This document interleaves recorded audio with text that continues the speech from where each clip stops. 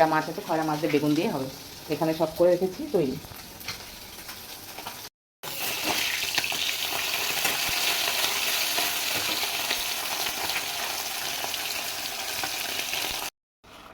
একটু কালো জিরে দিয়ে দেবো, এগুলোর মধ্যে বেগুনগুলো ছেড়ে দেবো।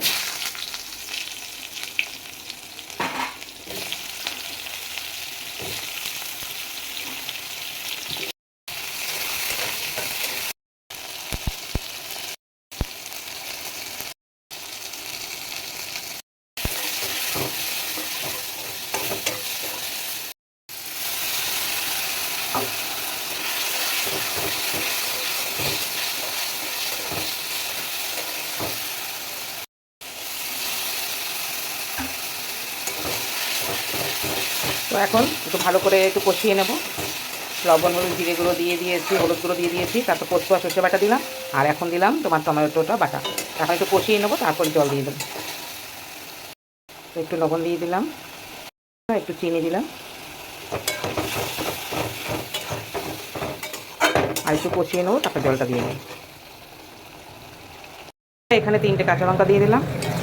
আমাদের তেল ছেড়ে দিয়েছে, কষানো আমাদের অলমোস্ট হয়ে গেছে। এখন আমি দিয়ে দেবো জল,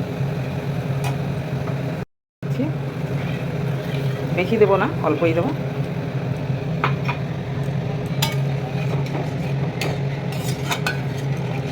ফুটে উঠলে পরে তারপর দিয়ে দেবো মাছগুলো। সুন্দর করে দেখো ফুটে গেছে। তো এখন আমি দিয়ে দেবো মাছগুলো। আর বেশি আমি নাড়াবো না, একটু আস্তে আস্তে এগুলো দিয়ে ব্যাস একটু কভার করে এটাকে আমি 5 মিনিট আমি একটু ফোটাবো। ব্যাস আর কিছু লাগবে না, আমি লবণ টবণ সব চেক করে নিয়েছি, সব ঠিক হয়েছে। ব্যাস এখন ফোটালে হলো।